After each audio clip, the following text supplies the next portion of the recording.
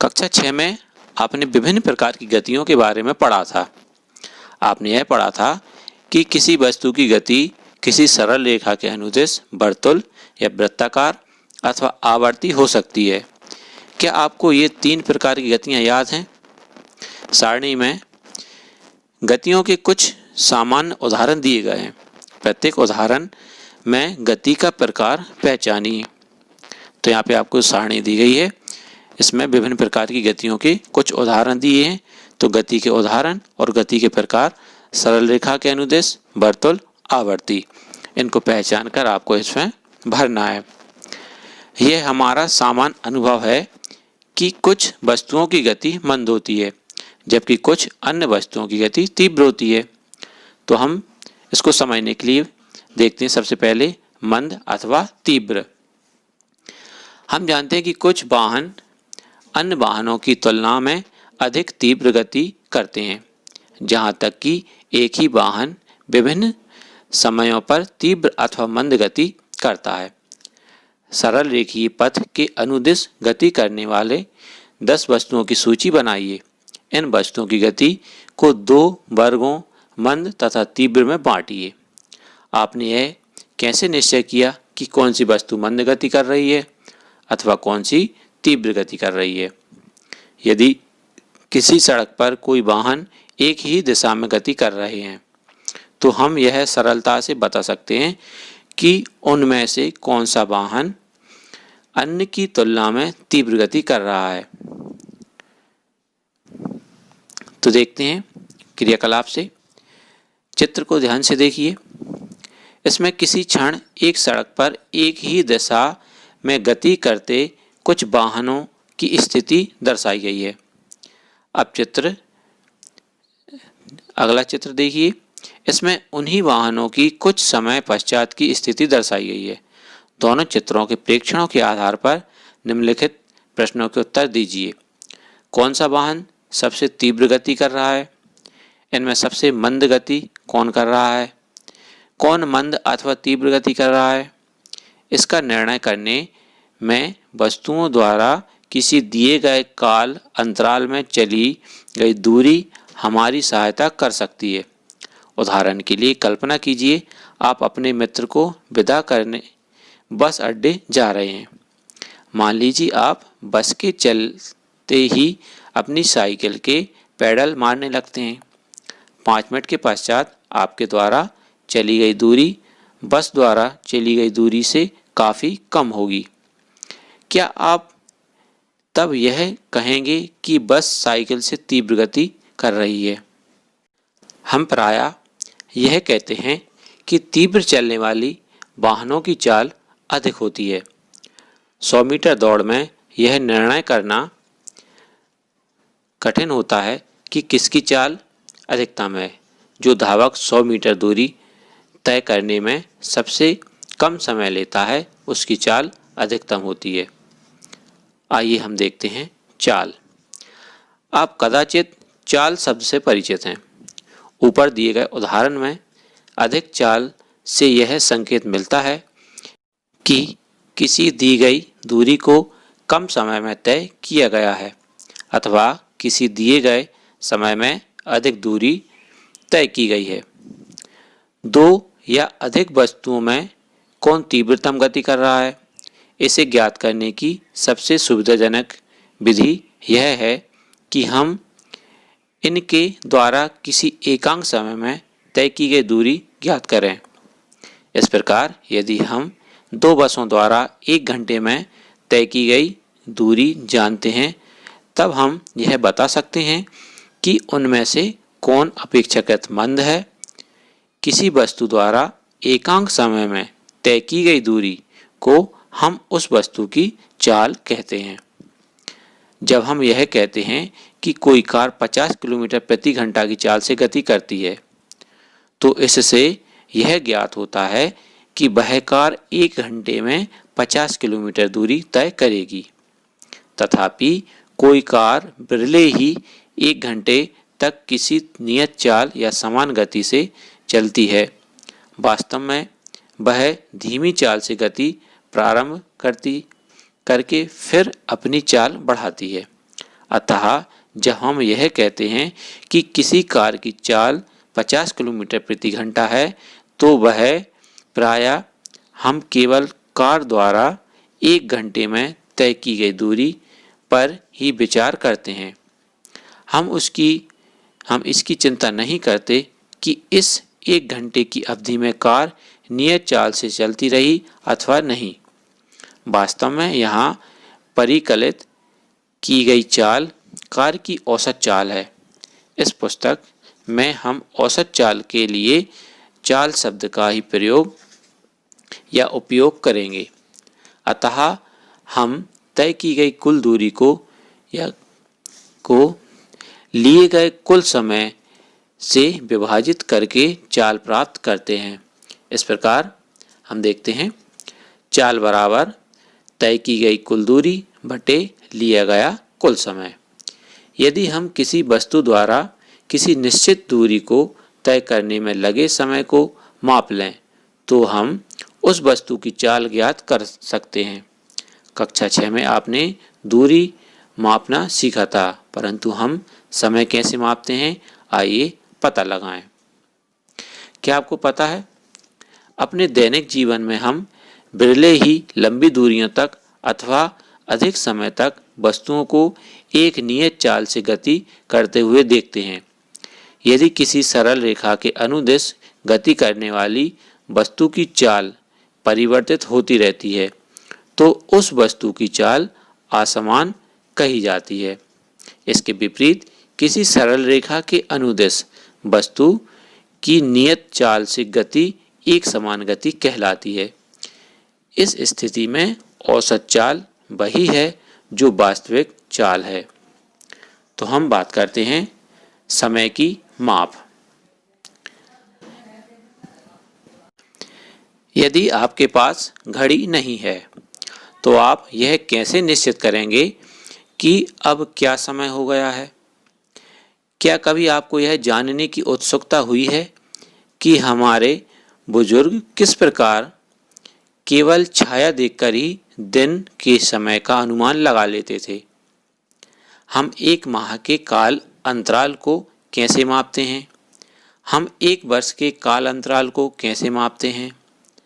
हमारे पूर्वजों ने यह देखा कि प्रकृति में बहुत सी घटनाएं निश्चित अंतरालों के पश्चात स्वयं दोहराती हैं। उदाहरण के लिए उन्होंने यह पाया कि सूर्य प्रतिदिन प्रातः उदित होता है। एक सूर्योदय से अगले सूर्योदय के बीच समय को एक दिन कहा गया। इसी प्रकार एक अमावस्या यानी कि नवचंद्र से अगली अमावस्या के बीच के समय की माप माह के रूप में की गई। एक वर्ष उस समय के लिए नियत किया गया जिसके समय में पृथ्वी सूर्य की एक परिक्रमा पूरी करती है। प्रायः हमें एक दिन से काफ़ी छोटे समय अंतरालों को मापने की भी आवश्यकता पड़ती है। संभवतः समय मापने की सबसे सामान्य युक्ति घड़ियां ही हैं। चित्र में आप देख सकते हैं यहाँ पे अलग अलग प्रकार की घड़ियां दिखाई गई हैं। क्या आपको कभी यह जानने की उत्सुकता हुई कि घड़ियां समय कैसे मापती हैं? घड़ियों की कार्यविधि काफ़ी जटिल होती है, परंतु सभी घड़ियों में आवर्ती गति का उपयोग किया जाता है। आवर्ती गति का एक चिरपरिचित उदाहरण सरल लोलक है। सरल लोलक धातु के छोटे गोले अथवा पत्थर के टुकड़े को किसी दृढ़ स्टैंड से धागे द्वारा निलंबित करके बनाया जा सकता है। आप चित्र में देख सकते हैं, यहाँ पे आपको एक सरल लोलक दिखाया गया है। धातु के गोले को लोलक का गोलक कहते हैं।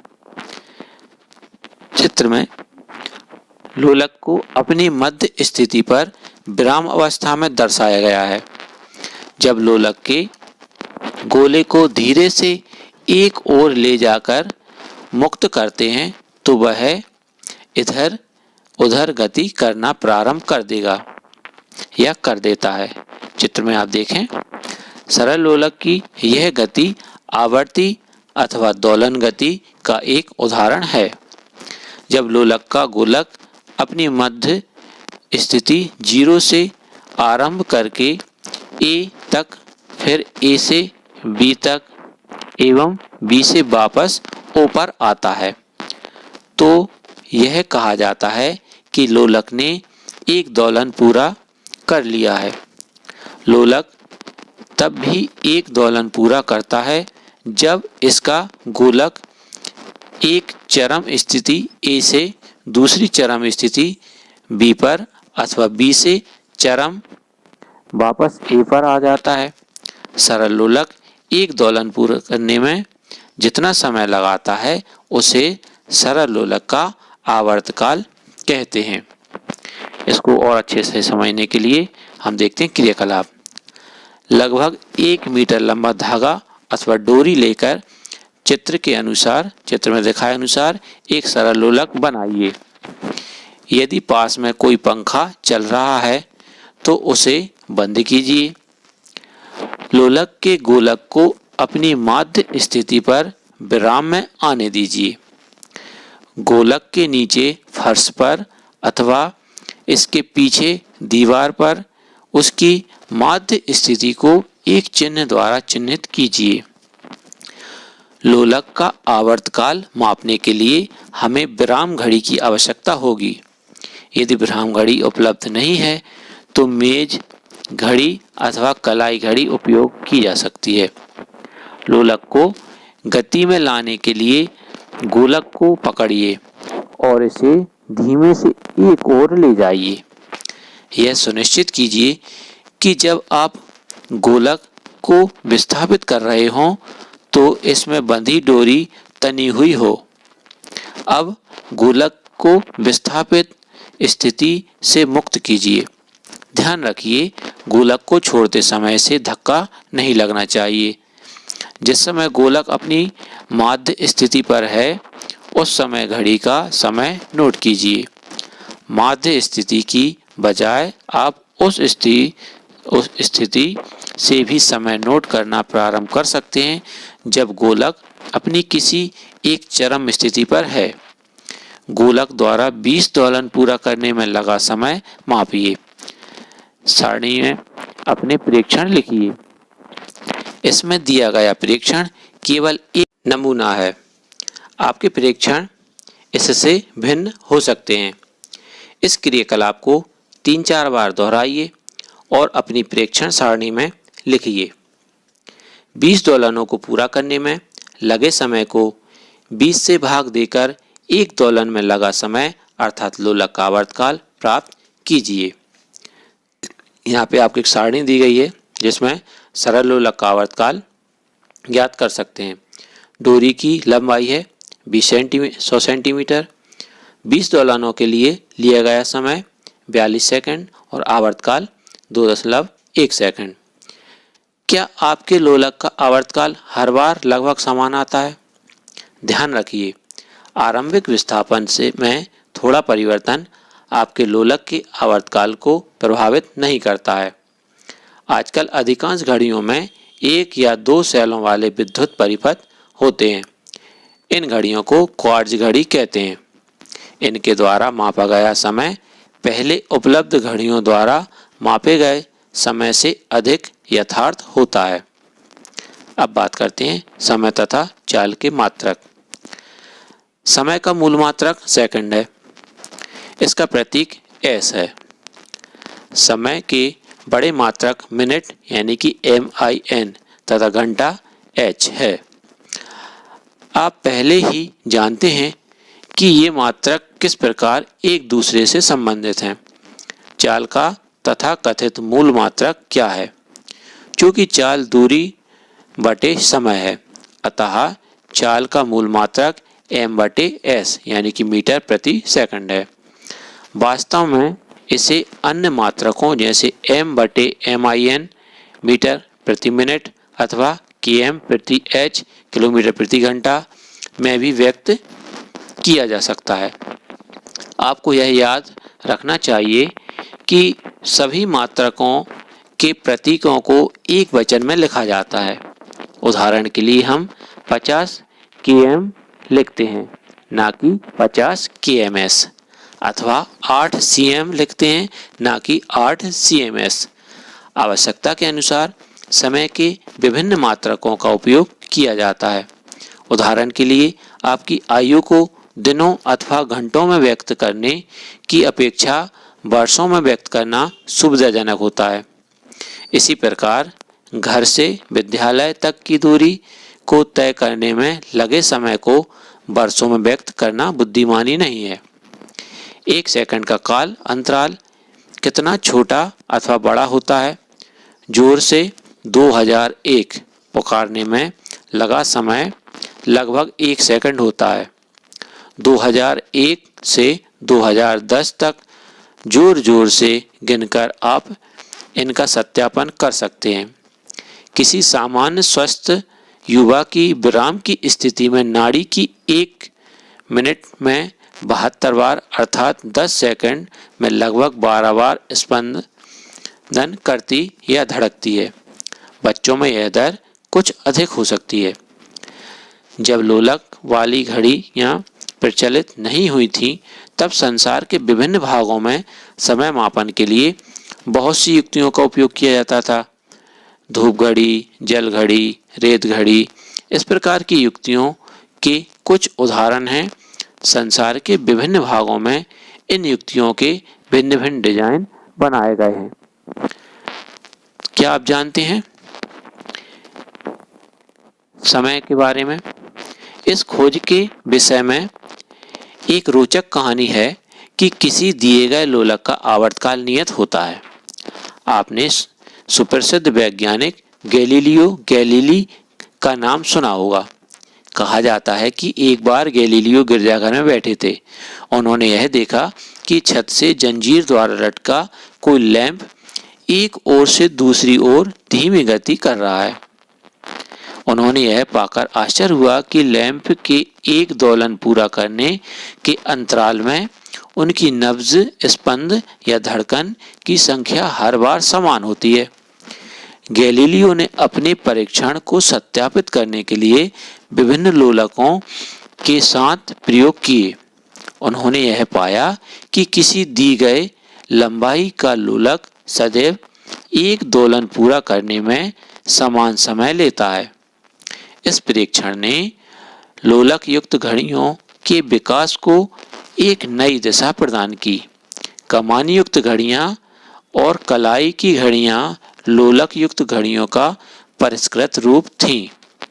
यहाँ पे हमारा अध्याय का पहला भाग समाप्त हुआ। अब हम इस पाठ का अगला भाग अगले भाग में यानी कि भाग 2 में पूर्ण करेंगे। धन्यवाद।